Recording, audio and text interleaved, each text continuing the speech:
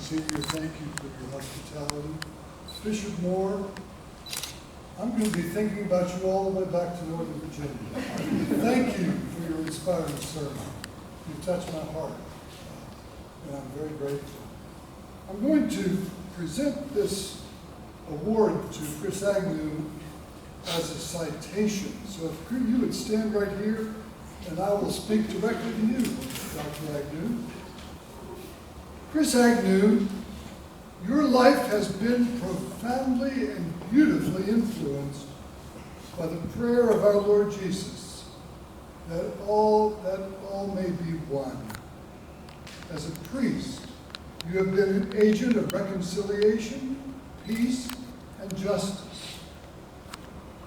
The hot priestly prayer for unity has inspired your representation of the Episcopal Diocese of Virginia, especially in matters of faith and order, common expressions of worship, and cooperative ventures in various aspects of missions.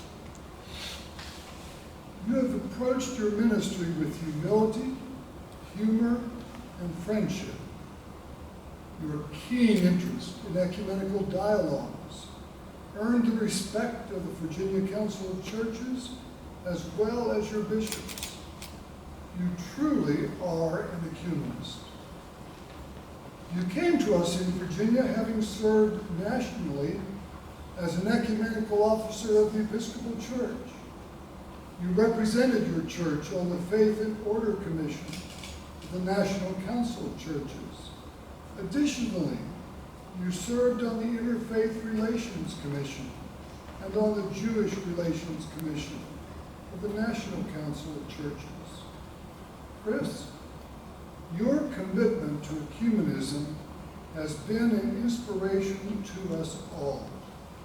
We thank God for your ministry among us and are proud to present to you the Lifetime Ecumenism Award of the Virginia Council of Churches.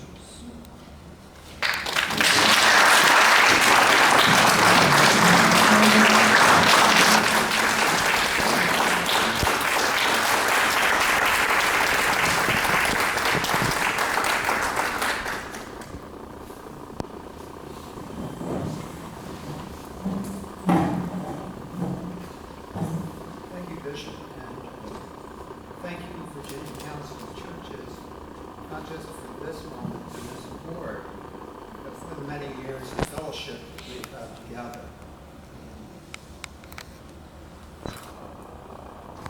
There comes a time when we need to say, okay, younger people need to come along. And sometimes we need to get out of the way. This, I think, is one of those moments. I have told my successor I will be stepping down, and I haven't stepped down yet, but I will be stepping down in just a couple of weeks as Ecumenical Officer, and that will end a long period of time of ecumenical, formal ecumenical involvement. But you have to turn it over to the Holy Spirit and know that there are new generations coming along to take up the journey. And we sometimes need to get out of the way. I have, in fact, been, I feel, at this a long time. I first became involved in the ecumenical movement at a time when John Kennedy was president and Vatican II was in session. I, like many others, came into the ecumenical movement through the student. I was a college undergraduate in the early 1960s. That experience with an ecumenical body on a college campus helped form decades of work for me. After my undergraduate time, I went on to become the Episcopal student representative yet at another college campus where I was getting my PhD on the United Campus Ministry. And so the story went. You can read it in today's program. There are a number of thoughts that I have at this moment. One of them, of course, does go back to that, my early formation. I hope that we will put an emphasis on forming young ecumenical leaders for the future. I hope that we will have vibrant ecumenical ministry on our college and university campuses. That should be ecumenical, not in our little silos, but ecumenical college campus ministry that can form ecumenical leadership for 50 years from now. We need to be about that. We need to hold up some of those things that we've learned along the way in the last century of ecumenical work. For instance, we've yet to live into the one principle, which I would hold up to all of us yet again. The one principle has been around since the Faith and Order Conference of 1952. The one principle simply affirms that churches should act together in all matters, except those where deep differences of conviction compel them to act separately. We do not need full communion agreements to do most of the Christian work that we're called to do. We can reach across the entire Christian spectrum and operate soup kitchens, religious education, help for those that are victims of human trafficking. That doesn't require great theological advances, and we should be doing those together. We need to continue the faith and order journey. We need to constantly be informing new ecumenical leaders, remind them, and perhaps teach them the learnings that we had in such texts as baptism, eucharistic ministry, or the new text, the church towards a common vision. Why? We need faith and order.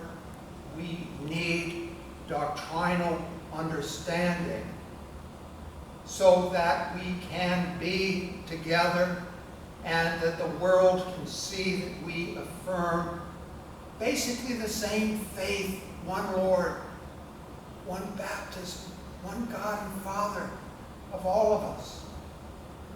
That the world may believe. That's the bottom line of the John text.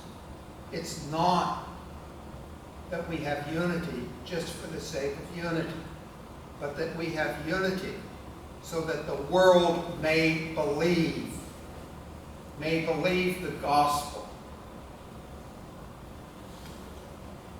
I was involved in the writing of the Virginia Council of Churches Covenant, and I chaired the committee that wrote our Constitution and bylaws. And that was for a number of years ago. Hopefully much of the covenant has longevity, but I hope the council will take a good look at the governing documents as we move to the future as a council and revise them for another generation and not let us who sat around the table years ago dictate the future. I would, though, suggest that our ecumenical work in Virginia has different aspects, different parts of the work have different gifts. They should not be in competition with each other, and they should not be duplicating each other. They should be working together in a complementary way. This, I think, is very important. The Virginia Council of Churches is first and foremost about program. It is about food pantries, about development of children in Caroline County. It's about helping victims of disaster.